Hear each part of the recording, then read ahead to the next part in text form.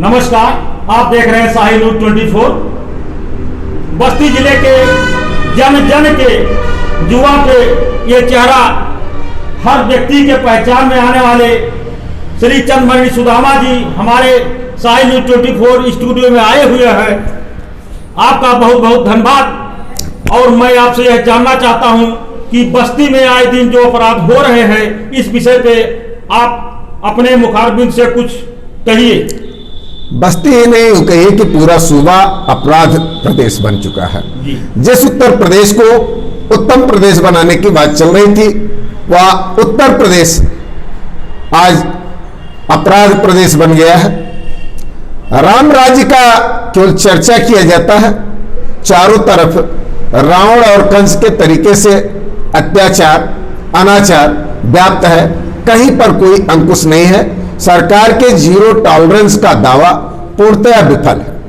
इसी क्रम में बस्ती जनपद की जहां तक आपने बात की, अभी बीते दिनों आपने देखा कि थाने के करीब में 500 मीटर की दूरी पर, चाहे वो छावनी थाना रहा हो और चाहे अरैया थाना रहा हो, आपको एक ही दिन में 4 लाशों को देखना पड़ा।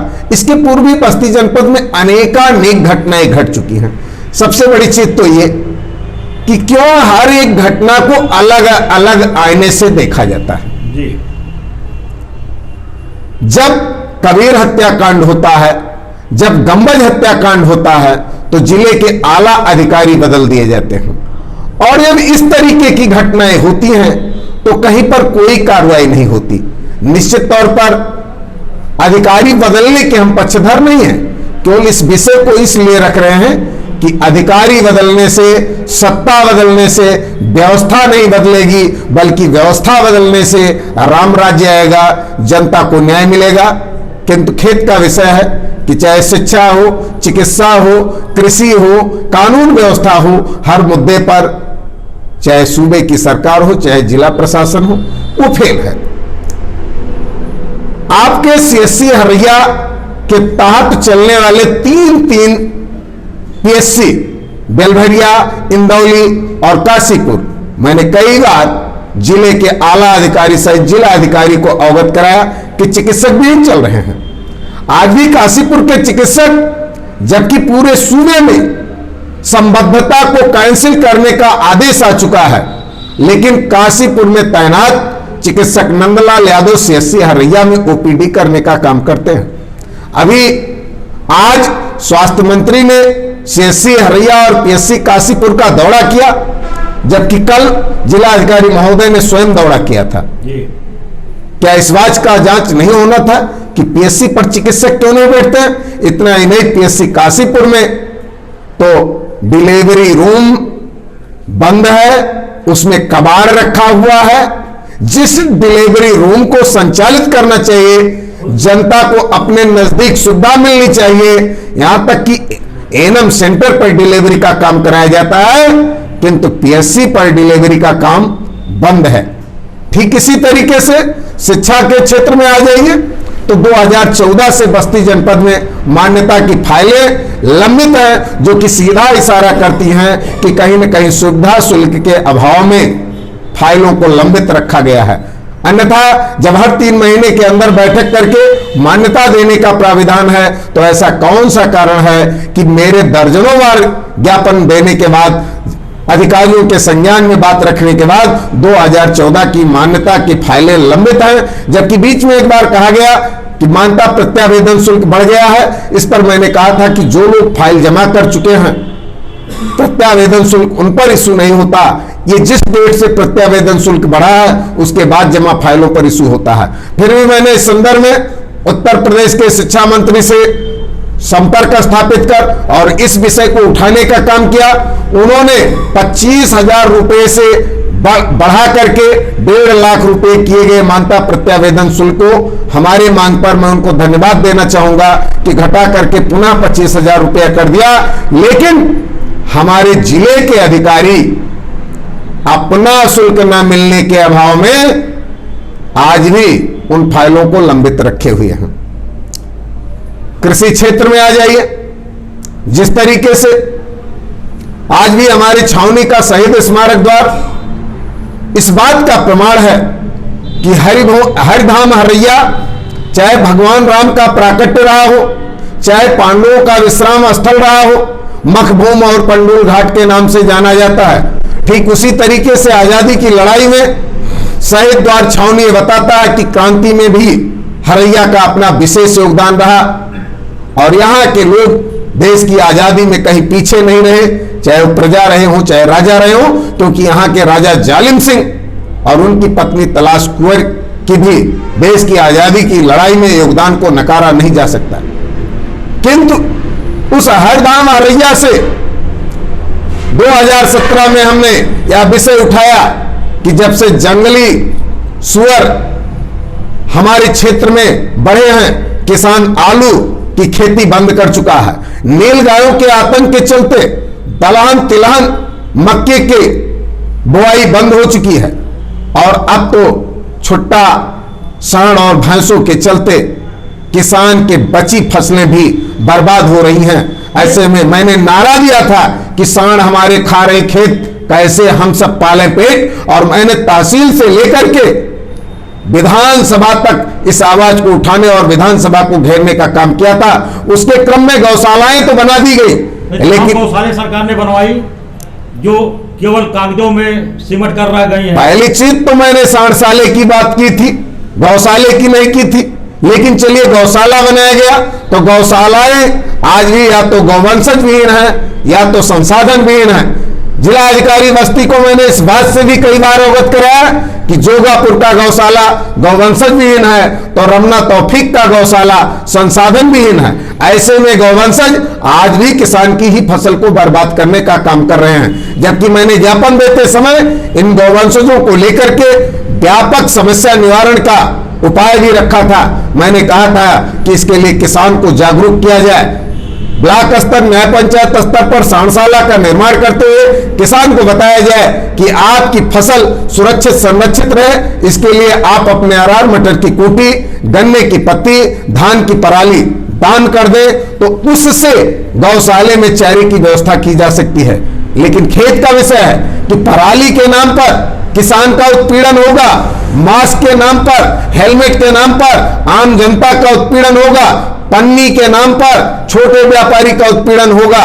किंतु गौशाला में गौवंशज न रखने वाले गौशाला के संचालकों का, शासन प्रशासन का कोई हाल लेने वाला नहीं है, कोई इन पर कार्रवाई करने वाला नहीं है। लिहाजा जहां सरकार किसानों को समर्थन मूल्य उसके कृषि लागत के अनुपात में नहीं दे पा रही है, स्वामीनाथन आयोग की रिपोर्ट लागू करने वाली वर्तमान की भी सत्ताधारी सरकार आज एमएसपी पर किसानों के 45 दिनों से अधिक चले आ रहे आंदोलन को समाप्त नहीं करा पा रही, उनकी मांगों को नहीं मांग पा रही है। वहीं पर जो कुछ भी कृषि उत्पाद कृषक का था जिससे वो अपने परिवार का भरण पोषण कर सकता था, वो भी आज इन गौवंशजों की उचित व्यवस्था न किए जाने के चलते बर्बाद हो रही है। ऐसे में बड़ा सवाल यह कि क्या खाएगा अन्नदाता, क्या पाएगा अन्नदाता।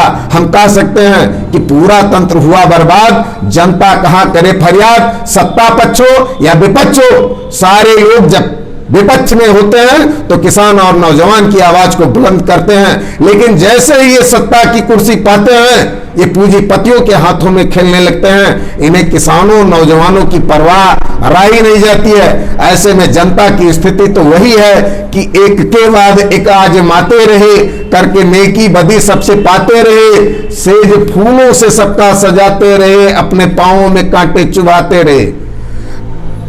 उनसे मिलने की जब हमने फरियाद की वो हमी को अंगूठा दिखाई दिए। लेकिन मैं कहना चाहूंगा कि इस लोकतंत्र में जनता ही सत्ता की असली मालिक है, असली चाबी उसी के पास है। इसीलिए जनता के तरफ से मैं ये भी कहना चाहूंगा कि ताज पा करके भी वो परेशान है। मुझको अपनी खुदी पे अभी अभिमान है। अरे जिसको चाहेंगे उसको बनाएंगे हम, जिसको चाहेंगे उसको मिटाएंगे हम।